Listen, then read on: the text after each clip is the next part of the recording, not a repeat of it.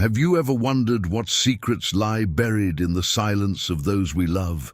What pain hides behind a grandfather's quiet tears on a day meant for honor? What could be so heavy that even time can't lift the weight from a man's shoulders? For Emily Harper, these questions were never just passing thoughts.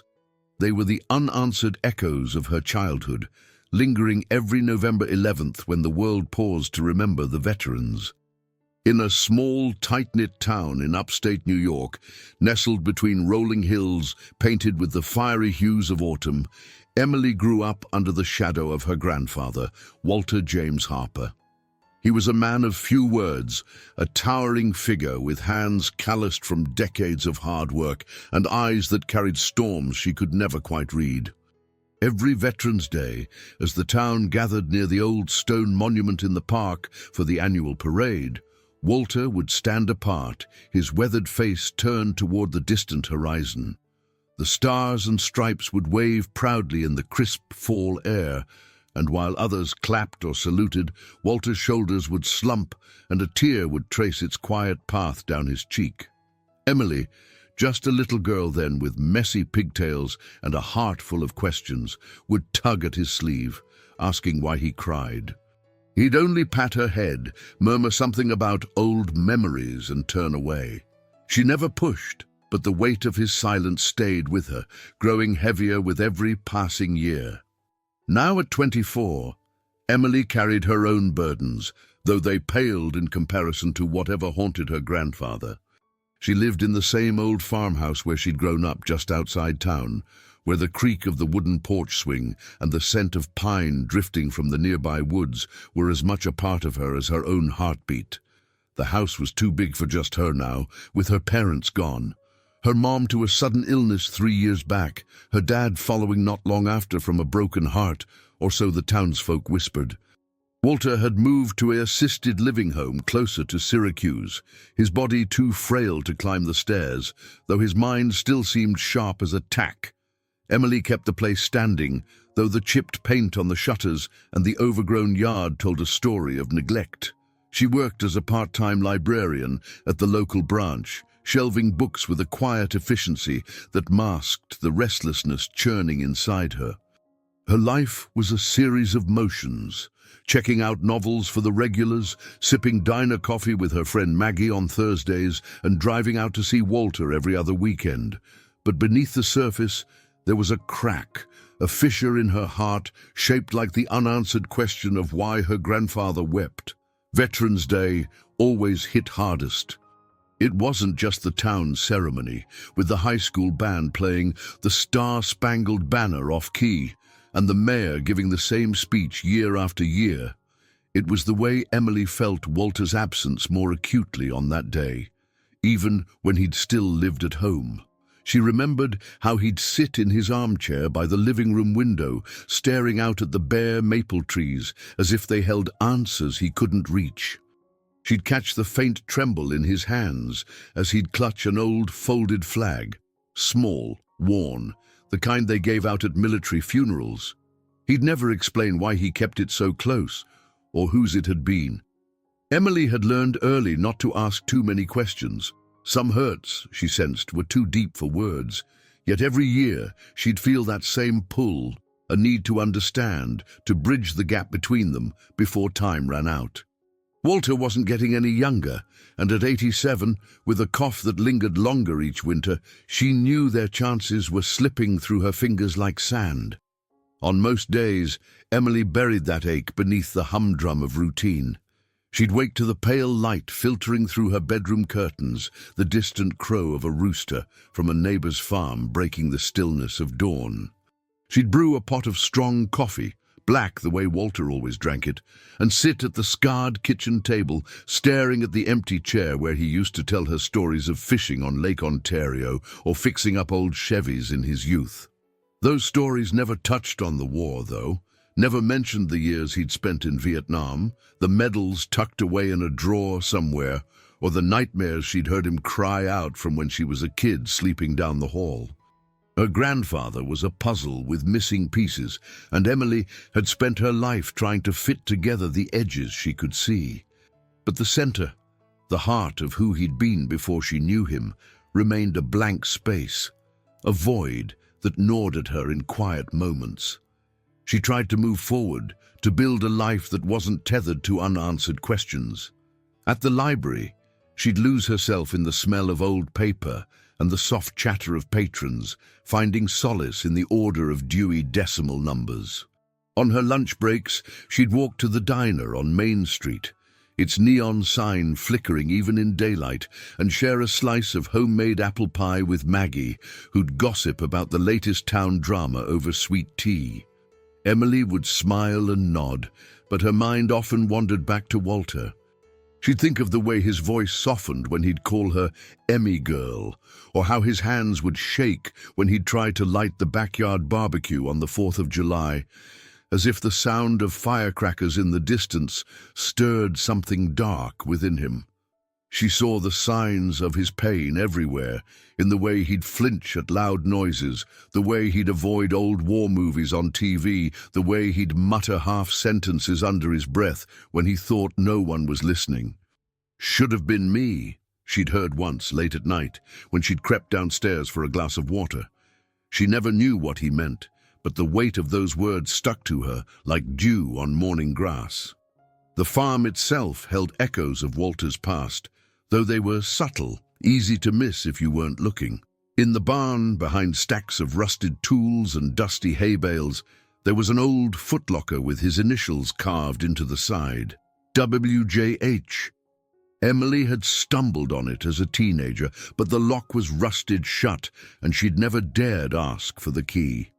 Upstairs, in the hallway closet, a faded green military jacket hung among moth-eaten sweaters, its sleeves stiff with age, a patch on the shoulder bearing the insignia of the 101st Airborne. These were relics of a life Walter never spoke of, artifacts of a man who'd come home from war but left pieces of himself behind in jungles halfway across the world.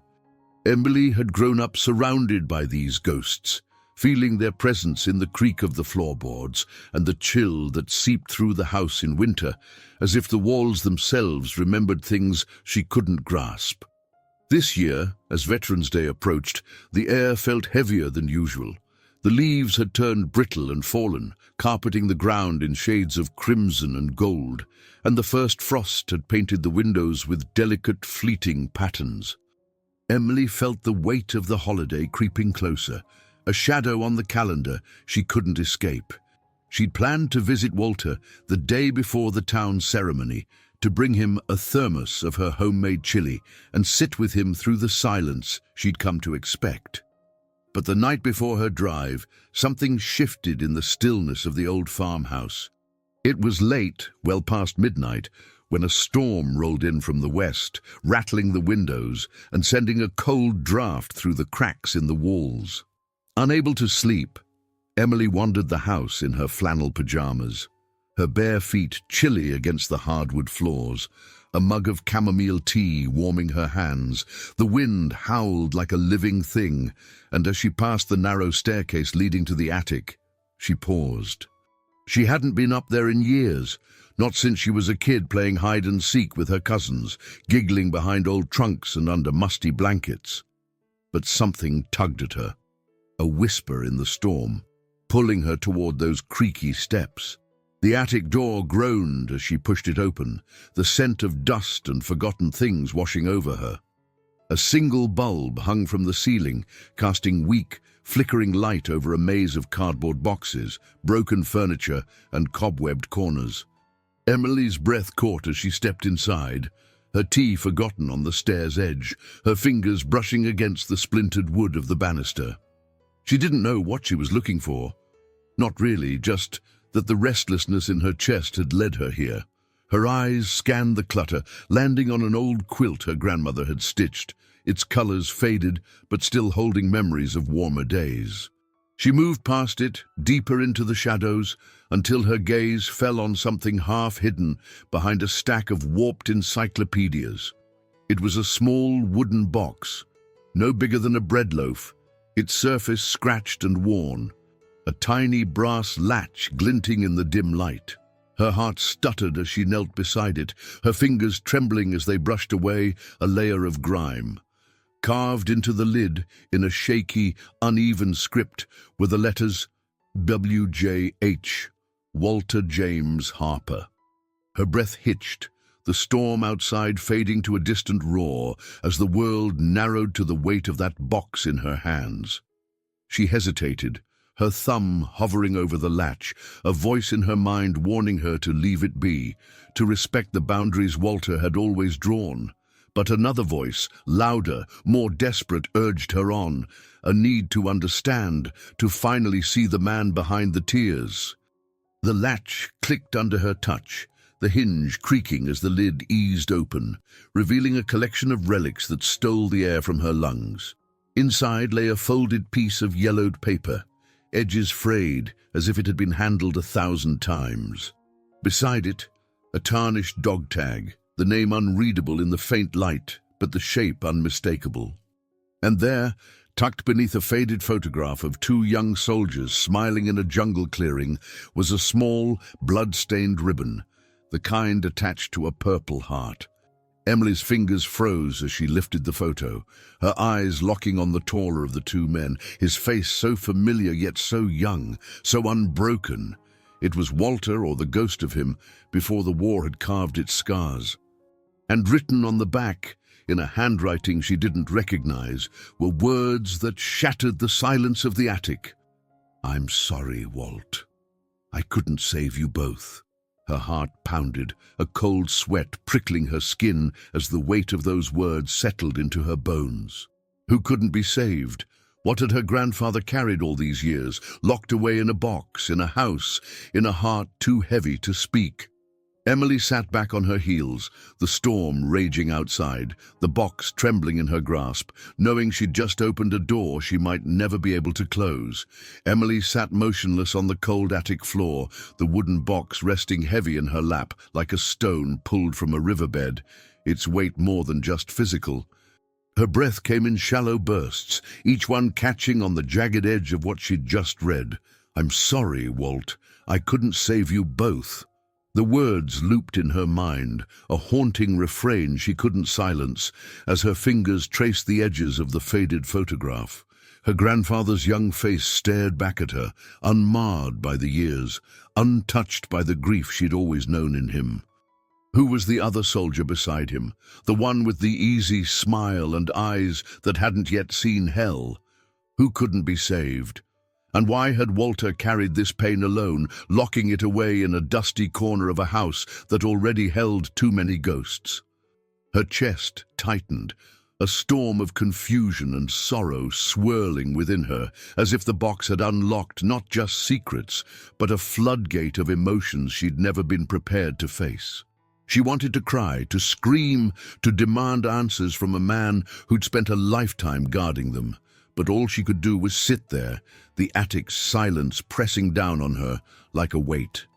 Her mind raced back through the years, replaying every Veterans Day, every tear she'd seen slip down Walter's cheek, every time he'd turned away from her questions. Shame crept in, bitter and cold, as she wondered if she'd failed him by not pushing harder, by accepting his silence as some unbreakable wall. Had she been too afraid of his pain to help him carry it? Or had she convinced herself that loving him meant letting him hide? Her fingers tightened around the photograph, crumpling the edge slightly, and she felt a surge of anger, not at Walter, but at herself. She'd grown up in this house, surrounded by his unspoken battles, and yet she'd never truly fought to understand them. Now, holding this piece of his past, she felt like a child again, tugging at his sleeve, asking why he cried, only to be met with a pat on the head and a murmured dismissal. The memories stung, sharper now with the weight of what she held, and she couldn't shake the fear that she'd waited too long, that the answers might slip away with Walter's fading strength. The storm outside howled louder, a gust rattling the attic window, and Emily flinched, her gaze darting to the box as if it might vanish in the shadows. She forced herself to set the photograph down, her hands trembling as she unfolded the yellowed piece of paper next. The handwriting was shaky, the ink faded to a ghostly blue, and as she read the first line, her heart sank deeper into the ache. It was a letter, dated March 15th, 1969, addressed to Walter from someone named Daniel. Walt, I don't know if you'll ever read this, or if I'll even get the chance to send it. I'm writing from base, knowing I might not make it out of tomorrow's patrol. If you're reading this, then I didn't, and I need you to know it wasn't your fault. Emily's throat closed, her eyes burning as she forced herself to keep reading, each word a splinter in her chest. Daniel wrote of a mission gone wrong, of an ambush in the jungle, of a choice Walter had made to save one man over another. You pulled me out, Walt, when the bullets were flying. I heard you screaming for Tommy, but there was nothing left to save. I see his face every night, and I know you do too. Forgive yourself, brother. One of us had to live. The letter ended abruptly, the final lines smeared as if a tear had fallen on the ink long ago. Tell my family I love them if you can. Emily let the paper slip from her hands, her vision blurring as tears spilled over. Tommy. A name she'd never heard. A ghost she hadn't known, haunted her grandfather's every waking moment. She pictured Walter out there, in a jungle she could only imagine, young and terrified, carrying the weight of a decision no one should ever have to make. The dog tag in the box. Whose was it? Daniel's, Tommy's, or someone else lost to a war Walter couldn't escape? Her mind spun, piecing together fragments of a story she wasn't sure she was ready to fully know. She thought of the small, folded flag Walter always held on Veterans Day, the one she'd assumed was from a ceremony or a lost comrade.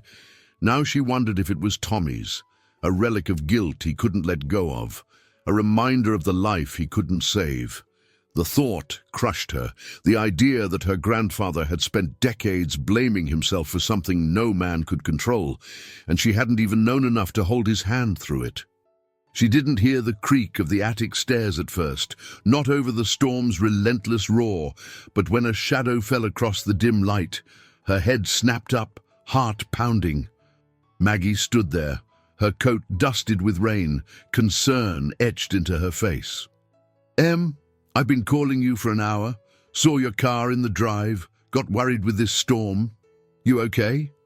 Her voice was soft, cautious, but Emily couldn't answer. Couldn't find the words to explain the chaos in her chest. Maggie stepped closer, kneeling beside her, her eyes falling on the open box. What's this? Something of Walter's? Emily nodded, her voice barely a whisper. I found it. Letters, a photo, stuff from the war. Things he never told me. Maggie's hand rested on her shoulder, a quiet anchor, but the weight didn't lift. Instead, it deepened, as if saying it out loud made the pain more real. He lost someone, Maggie. Maybe more than one, and he's been carrying it all this time. I don't know how to talk to him about this. Maggie's silence was heavy, thoughtful before she spoke again, her tone gentle but firm. Maybe you don't have to say anything, not yet. Just be there. Let him know you see him, even the parts he hides. Emily shook her head, frustration boiling over. But I don't know how. I've spent my whole life not asking, not pushing, thinking that's what he wanted. And now I have this.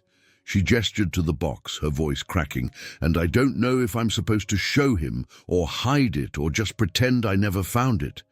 What if it breaks him to know I've seen this? What if it's too late? Maggie squeezed her shoulder, her voice steady. It's never too late to try, Em. But you gotta decide if you're ready to carry this with him. It's not just his pain now. It's yours too, whether you wanted it or not. The words hit like a punch, raw and unyielding, forcing Emily to face the obstacle she hadn't named. This wasn't just about understanding Walter anymore. It was about whether she could bear the truth of his past without letting it shatter her own fragile peace. She thought of the farmhouse around her, its walls steeped in memories, its silence a mirror to Walter's own. Every creak, every draft felt like a reminder of the things left unsaid, the burdens passed down without a word. She wanted to run from it, to shove the box back into the shadows and pretend she'd never climbed these stairs. But she couldn't, because now she knew, even just a piece, and that piece had already changed her. The storm outside seemed to echo the one inside her, a tempest of guilt and longing, and as she sat there with Maggie's quiet presence beside her, she realized she couldn't go back to the Emily who'd lived in blissful ignorance. The box was a threshold, and she'd already crossed it. The next morning, with the storm past and the sky a bruised grey, Emily drove to Syracuse to see Walter. The roads were slick with fallen leaves and rain, the world outside her car window a blur of autumn's dying colours. Her hands gripped the steering wheel tighter than necessary, the box tucked into a canvas bag on the passenger seat, its presence a constant pressure against her ribs. She'd barely slept, haunted by the letter's words, by the image of Walter screaming for a man named Tommy in a jungle she'd never see. She didn't know if she'd show him the box, didn't know if she'd even mention what she'd found. All she knew was that she couldn't sit with this alone. Not anymore. The drive felt endless, each mile a step closer to a confrontation she wasn't sure she could handle, and yet the pull to see him, to look into his storm cloud eyes with this new knowledge, was stronger than her fear. When she arrived at the assisted living home, a modest brick building surrounded by neatly trimmed hedges, she found Walter in his room, sitting by the window with that same small, folded flag in his hands. The sight stopped her cold in the doorway, her breath catching as she saw the familiar slump of his shoulders, the distant gaze fixed on something beyond the glass. He looked smaller here, frailer than she remembered, the lines on his face carved deeper by time. "Hey, Grandpa," she managed, her voice softer than she intended, and he turned, a faint smile breaking through the clouds. "Emmy girl, didn't expect you till tomorrow." She forced a smile back, crossing the room to sit beside him, the bag with the box burning a hole in her lap. "Thought I'd come early. Brought some chili. Thought we could talk a bit." His eyes flickered, something unreadable passing through them, before he nodded. "Always got time for my girl, and chili sounds damn good." They sat in silence for a while, the kind of quiet that had always defined their bond. But today it felt heavier, laced with the secrets Emily now carried. She watched his hands, trembling slightly as they held the flag, and wondered if it was Tommy's, if every Veterans Day was a funeral he relived in private. Finally, she couldn't hold it in any longer, the words spilling out before she could stop them. "Grandpa, I've always wondered why this day hits you so hard. I've seen you cry every year, and I never knew how to ask. But I want to understand. I want to know what you've been through." Walter's face tightened, his gaze dropping to the flag, and for a moment she thought he'd shut her out again. Then he spoke, his voice rough as gravel, each word dragged from a place deep and buried. "War ain't just something you fight, Emmy. It's something you live with long after the guns stop. Some days it's louder than others. November 11th, it's the loudest." His words hung between them, raw and jagged, and Emily felt the tears prick her eyes again. She wanted to ask about Tommy, about Daniel, about the letter, but the pain in his voice stopped her. Instead, she reached for his hand, her fingers curling around his calloused palm, and said the only thing she could think of. "You don't have to carry it alone anymore. I'm here. I've always been here." Walter's eyes met hers, a sheen of unshed tears catching the light, and for the first time she saw something crack in his carefully built walls, a flicker of relief, or maybe regret. "You're a good girl, Emmy," he murmured, squeezing her hand back, but the silence that followed told her there was more, so much more he wasn't ready to say. Over the next hour, as they shared the chili from mismatched bowls, Walter let fragments of his past slip out, pieces Emily had never heard before. He spoke of the heat in Vietnam, the way the jungle smelled like rot and fear, the sound of choppers cutting through the sky like a lifeline. He didn't mention names, didn't touch on the letter or the choice that haunted him, but each word painted a picture of a man who'd come home broken in ways no one could see. Emily listened, her heart aching with every pause, every tremor in his voice. And she realized Maggie was right. This pain was hers now too. She couldn't unhear these stories, couldn't unsee the ghosts in his eyes. And as she sat there, the box still hidden in her bag, she wrestled with the decision eating at her.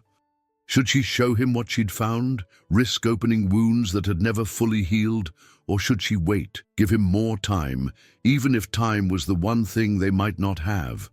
The turning point came when Walter coughed, a deep, rattling sound that made her flinch, and excused himself to rest. As he shuffled to his bed, slower than she'd ever seen, Emily stayed by the window, staring out at the grey Syracuse sky.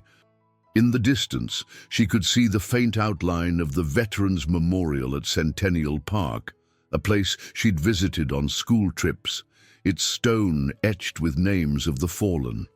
It struck her then, a symbol as heavy as the box in her bag, that Walter's story was part of a larger tapestry of sacrifice, one woven into the very fabric of this country.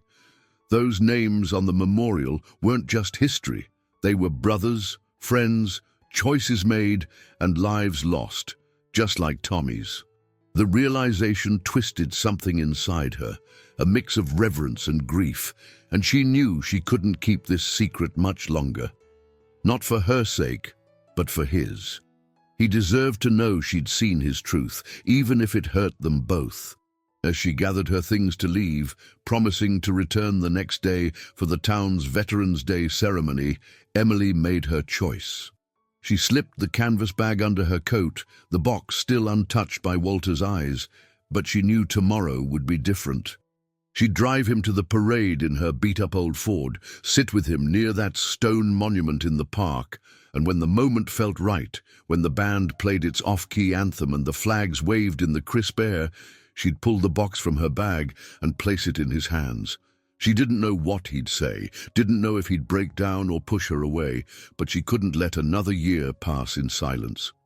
If he was reliving a funeral every November 11th, then she'd stand beside him at the graveside, no matter how much it hurt. "I'll see you tomorrow, Grandpa," she said, her voice firm despite the tremor in her chest, and he nodded, unaware of the storm she was about to unleash. Driving home, the weight of her decision settled over her like a shroud, both a burden and a strange, painful relief. She knew she was stepping into a fire, risking burns she couldn't predict, but the thought of Walter facing his ghosts alone was worse. As the miles slipped by, the radio humming low with static, she allowed herself a fleeting moment of connection with all of you listening to this story. If you've ever uncovered a hidden pain in someone you love, or if you're carrying one yourself, stick with us to see how Emily and Walter face this tomorrow. Hit that subscribe button so you don't miss the ending. We're in this together. The road ahead felt uncertain, but as the farmhouse came into view, its chipped shutters and sagging porch a mirror to her own frayed edges, Emily steeled herself for whatever came next.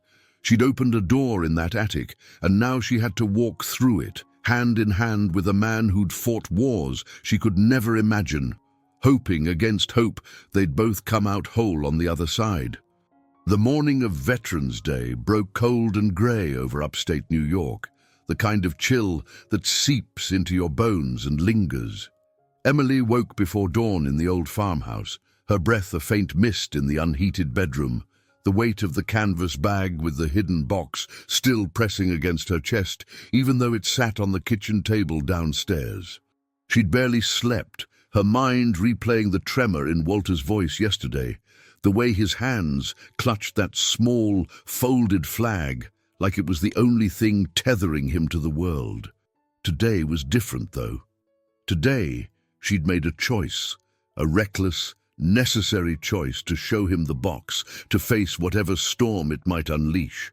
As she pulled on her coat, her fingers fumbled with the buttons, nerves twisting her stomach into knots.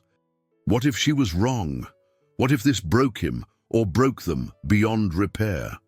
The thought clawed at her, but the alternative, letting another year of silence bury his pain deeper, was a heavier burden.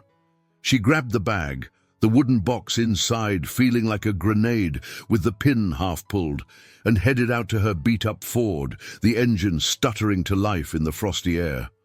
The drive to Syracuse felt like wading through quicksand, every mile stretching longer than the last. Her grip on the steering wheel was tight, knuckles pale, as the radio crackled with static and snippets of a morning talk show she couldn't focus on. Her mind kept spiraling back to the letter from Daniel, those haunting words, "Forgive yourself, brother. One of us had to live." She pictured Walter in that jungle, screaming for Tommy, a name that now echoed in her like a heartbeat, a ghost she couldn't shake. What would he say when he saw the box? Would he shut her out for good, retreat behind those walls she'd spent a lifetime trying to breach? Or worse, would he crumble under the weight of memories she'd forced him to face? The uncertainty gnawed at her, each passing road sign a countdown to a moment she couldn't predict. By the time she pulled into the parking lot of the assisted living home, her palms were slick with sweat despite the cold, and the bag on the passenger seat seemed to pulse with a life of its own. She sat there for a long minute, engine idling, staring at the brick building through a windshield, streaked with early morning dew, whispering to herself, "I have to do this. For him, for us." Inside, Walter was already waiting in the common room, dressed in a faded flannel shirt and a worn cap with a military insignia embroidered on the front. He looked frailer than yesterday, his shoulders hunched, as if the weight of the day had already settled on him, but his eyes brightened when he saw her. "Emmy girl, you're early again. Ready for that parade?"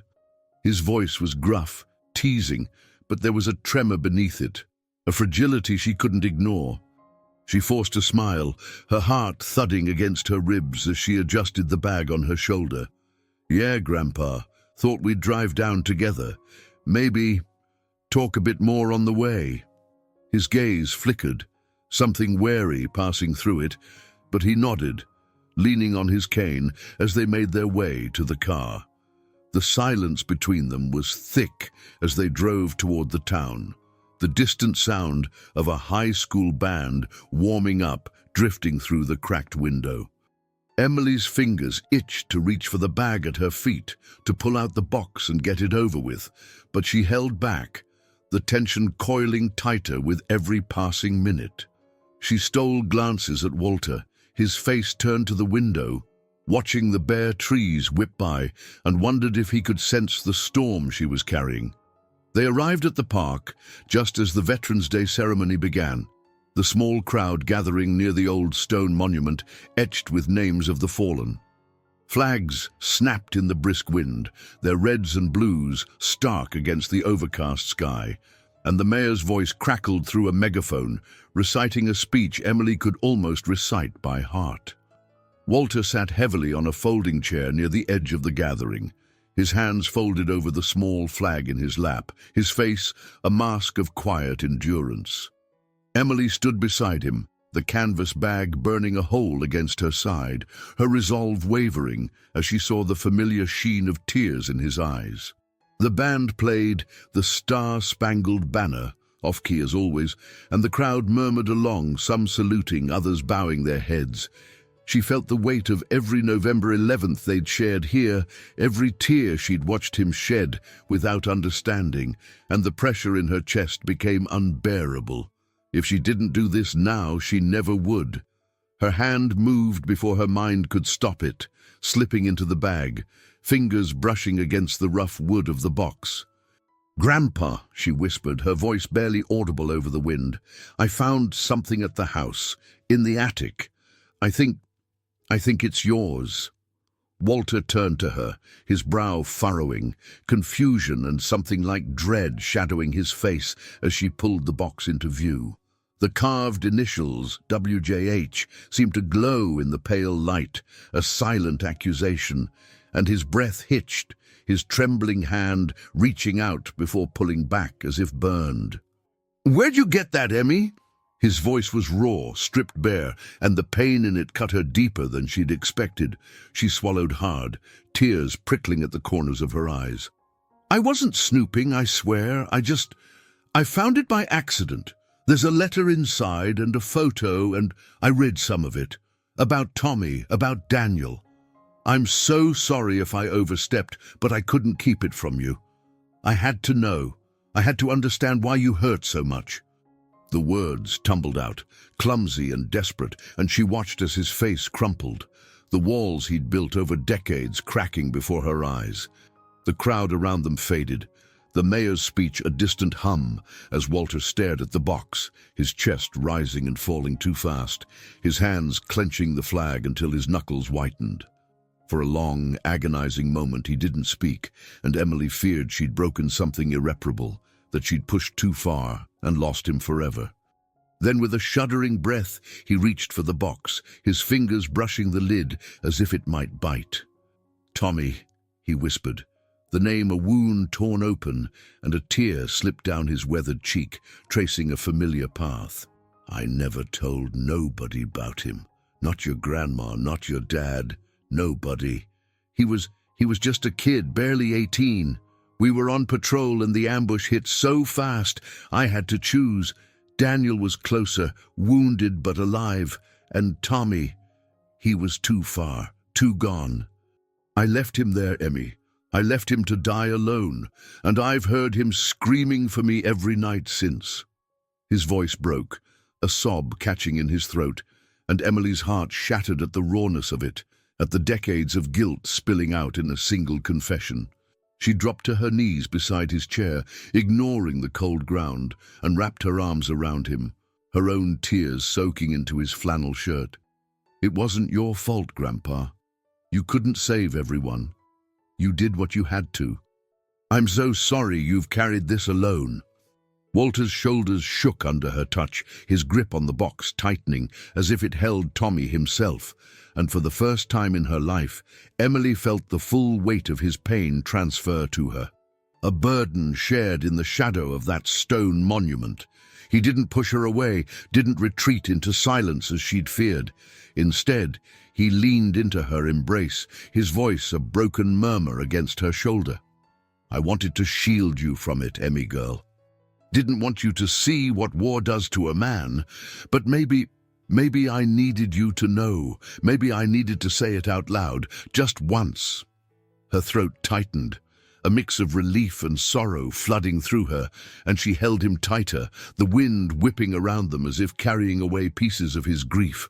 The letter, the photo, the dog tag, they weren't just relics anymore. They were a bridge, painful but necessary, connecting her to a part of Walter she'd never reached before. And in that moment, under the gaze of 100 fluttering flags, they wept together, not just for Tommy, but for every unspoken hurt that had kept them apart. The rest of the ceremony passed in a blur, the crowd dispersing, the band packing up, but Emily and Walter stayed by the monument long after most had gone. She helped him open the box fully, her hands steadying his as they looked at the faded photograph together, his finger tracing the outline of Tommy's face with a tenderness that broke her heart all over again. He told her more, haltingly, about Daniel, who'd survived that day but died a year later in another skirmish, about the guilt that had festered because he'd chosen wrong, or so he'd believed. Emily listened, her tears drying on her cheeks, feeling the shift inside her, a resolve to not just understand, but to carry this with him, to be the strength he'd never had. As the sky darkened, promising rain, she made a quiet decision, one that felt like both a sacrifice and a promise. She wouldn't push him to relive more than he could bear, wouldn't demand every story or every name. She'd let some ghosts rest, even if it meant living with unanswered questions herself. It was her renunciation, her way of honoring his pain, taking on only what he could give, letting the rest lie buried in the jungle of his past. Back at the farmhouse that evening, after dropping Walter off with a promise to visit soon, Emily felt different, heavier but somehow lighter too. The creak of the porch swing sounded softer as she sat there, wrapped in a blanket, the canvas bag empty beside her. Walter had kept the box, a silent agreement to face it on his own terms. Her routine shifted in small, deliberate ways over the days that followed. She started calling him more often, not to pry, but to listen, to share mundane things like the library's new book haul or the first snow dusting the fields. She began tidying the farmhouse, peeling away years of neglect from the shutters, planting bulbs in the yard for spring, as if rebuilding the house could rebuild something in her too.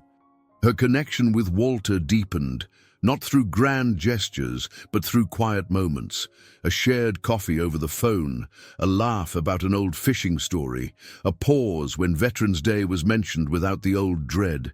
She'd transformed, not into someone who'd solved his pain, but into someone who stood beside it, a sentinel against his loneliness.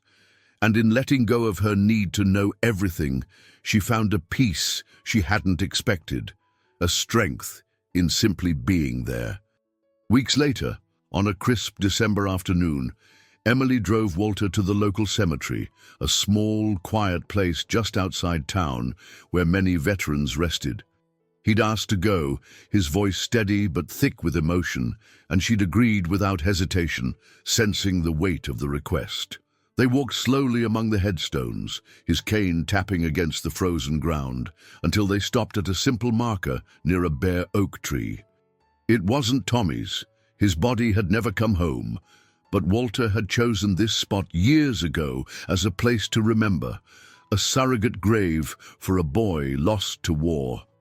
In his hands, he held the small, folded flag, the one he'd clutched every November 11th, and with a deep, shuddering breath he bent down, placing it gently against the stone.